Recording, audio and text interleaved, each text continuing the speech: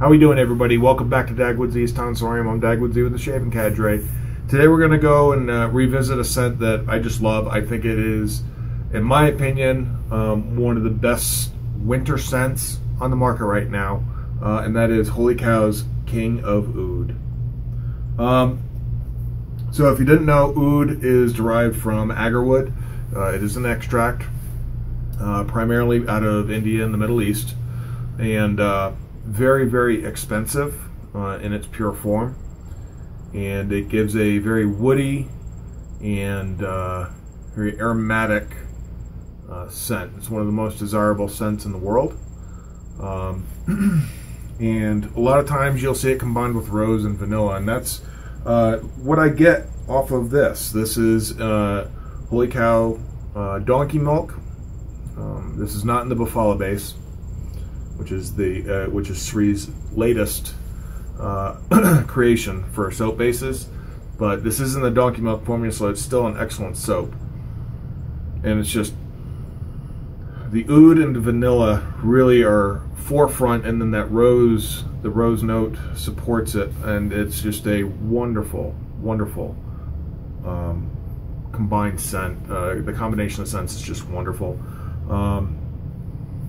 It's very reminiscent of probably one of my favorite winter frags, which is Bond 9 New York Oud,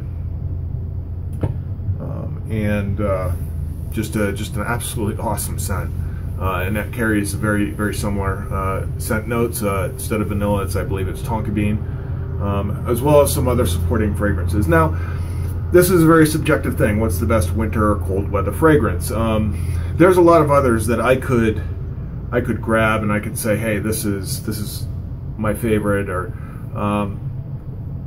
the Club Signature is the first one that comes to mind. Fine Santal Absolute is another one. Jeeves of Hudson Street Abyss. All my soaps are over here, so I'm glancing over just to get a frame of reference. Saponificio Veracino Tundra Arctica is another one that comes right to mind. But there's a lot of them out there. It's a very subjective thing. CBL soaps, Rosa Borbonia would be another one. But you know, and then you can go to the more smoky and grab something like Bear Sherman's Vespers. So there's a lot of subjectiveness when it comes to deciding or choosing what your top cold weather fragrance is, and for those who don't know, your fragrances, a lot of them are determined by what season they're going to be most appropriate for. Some are multi-season wear, but stuff that is really dark and powerful, like ouds and vanillas, tend to be better suited for the cold weather, because in hot weather they get overpowering and cloying, and it makes it very difficult to wear an appropriate level of fragrance during the summer. You're just going to overpower everybody, and it gets too sweet, too cloying, and it's almost sickeningly. And at the same token, your brighter fragrances, like an Acqua di Parma, your Colonias, your citrus-based scents, they're going to be more for your warm weather, because the warm weather is going to cause them to project better. So just something to bear in mind when dealing with fragrances. So what we're going to be using today, we're going to be using my Shaving Cadre Legacy brush. This is a 24 millimeter tuxedo knot, and then for the razor, we're going to be using the Frideur, the Henkel's Frideur 472. This is a 6/8 razor, hollow ground. Let's get right over here. Let me pour my water.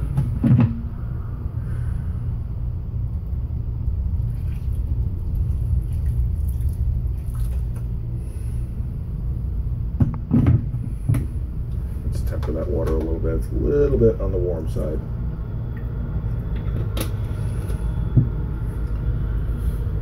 So,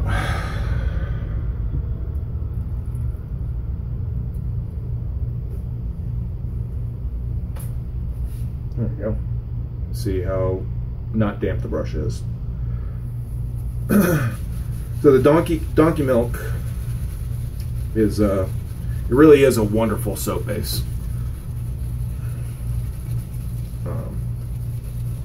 And until the Bufala, I mean, I still consider this one of the elite soaps on the market, even after the release of the Bufala and the Icarus and Ariana and Evans' new soap base and Barrister and Mann's new soap base and CBL soaps. I still consider this one of the elites out there. Let's see how much we've got loaded there.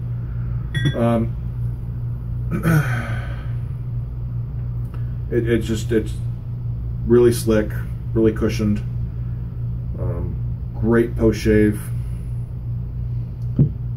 It's just an all-around phenomenal soap. It's an elite soap. I consider it an elite soap for a reason.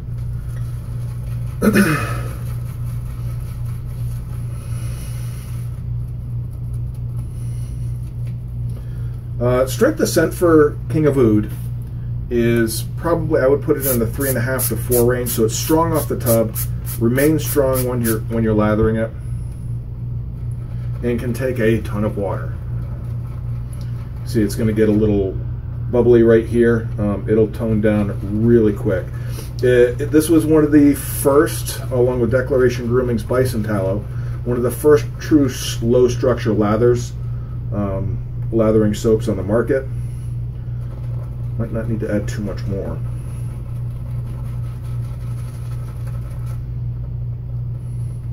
But it really is, I mean, it's just you're going to get a sour cream consistency type lather out of this.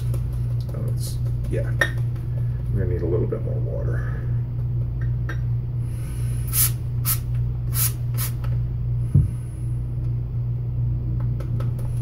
And it's just going to be ultra slick for you, very shiny. The scent on this is just wonderful. So I have to apologize for yesterday. I neglected to actually put in the lather cam. Oops, I was really tired when I was doing my post editing. So I do apologize for that. And we're almost there. I think that should be good. Let's just stir that in. We can add some more water if we need to face lather. Yeah. So, just want to do something on one of my favorite scents on the market. So, yeah, I'm gonna go ahead and do my pre-shave towel, hot towel with a little bit of lather on my face, soften up them whiskers, prep them for the shave, and we'll get right into it. See you in a second, guys. All right, guys.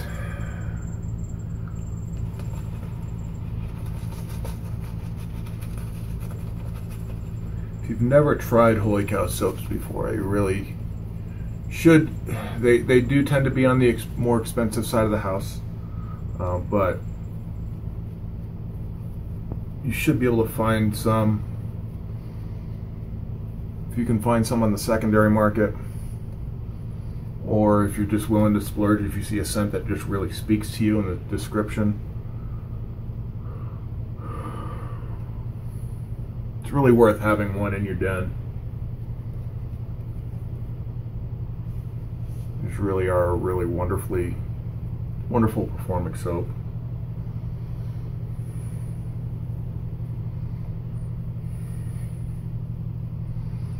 Now, the soap can take quite a bit of water.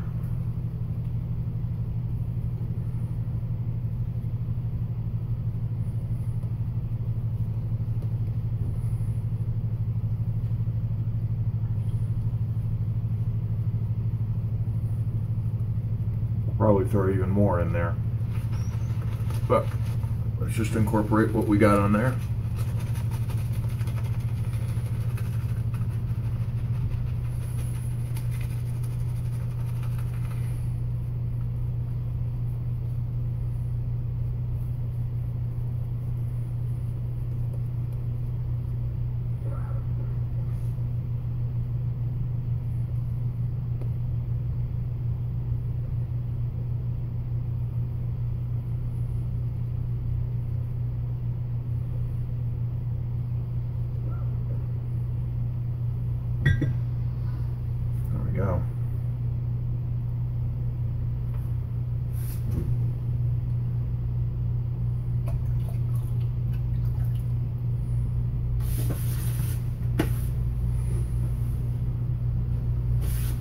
wet or soapy hand when you're handling one of these razors.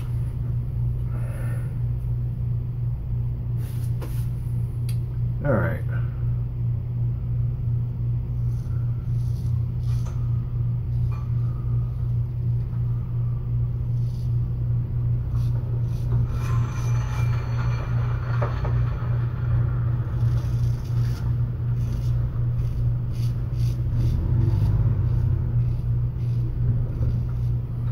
It's just really, really enjoyable.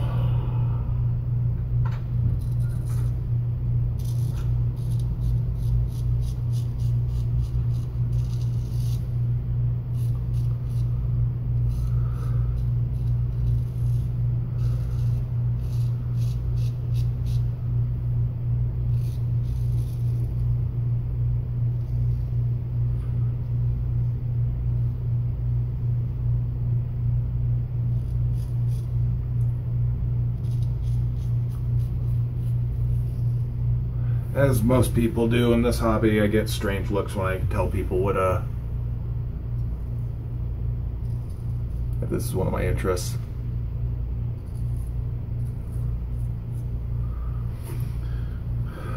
But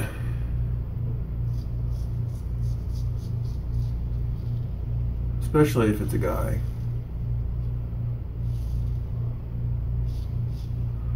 Next question they ask is, do you use a straight razor? And of course, along with that comes the, oh, I could never use one of those. It's too dangerous, too scary, I don't like blades.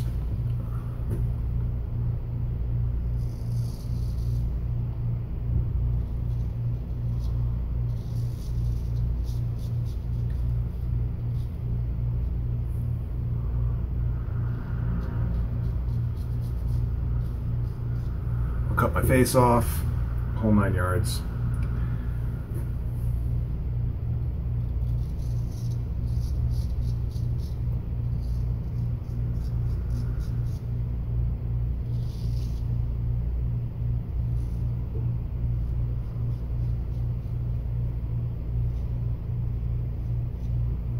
There we go. But when I start talking to them about the benefits, not just getting closer shaves, but the benefits to your skin of using an actual shaving soap instead of canned goop, of using a traditional safety razor. Doesn't have to be a straight, versus a cartridge razor, using a shaving brush to whip up your own lather, and the exfoliation and just the net benefits to the skin.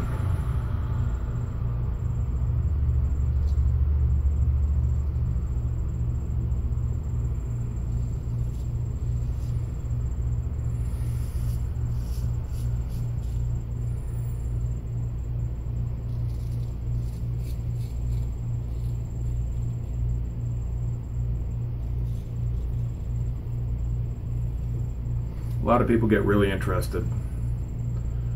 But the biggest benefit, in my eyes,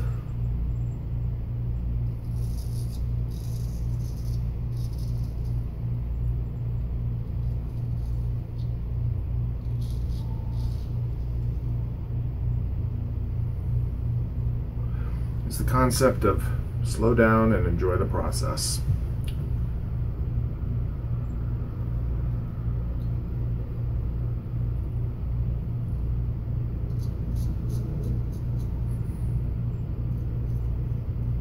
Which is something I think in today's society is unfortunately lacking. Everything's about time and what is most efficient.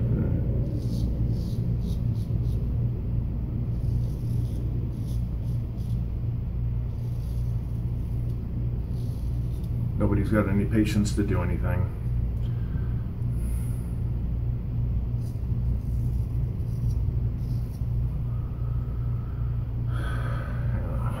goes back to that old saying, anything worth doing is worth doing well.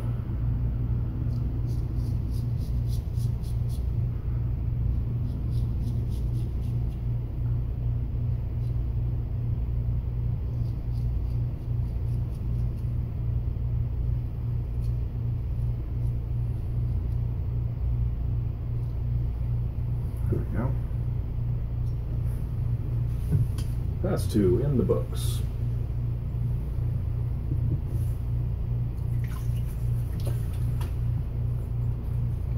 Oh, it's just such an awesome scent. It actually hurts my feelings that it's really not a scent that can be worn in the summer. Now, that's more talking about the aftershave and the fragrance.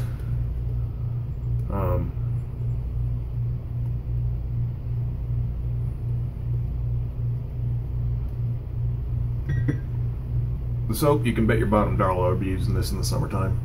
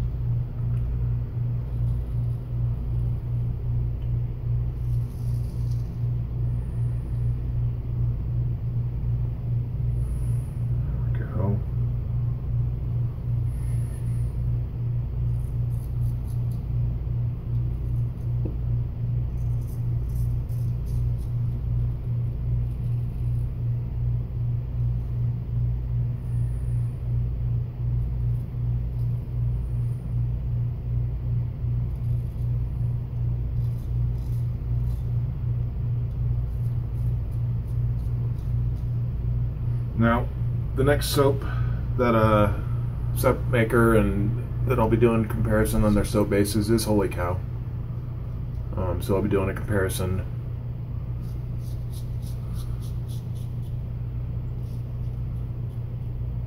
between their old original tallow formula, the donkey milk like I'm using today,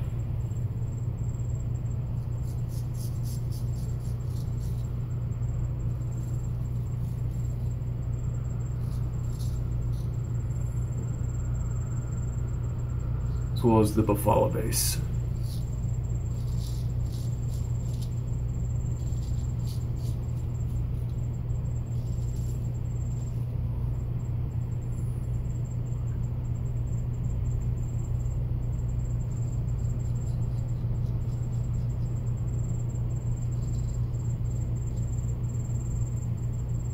I'm also going to be doing, like I said before my little hiatus at the end of next week, I will be doing a bunch of different videos going over some of my favorite things, whether it be soap scents, aftershaves, razors,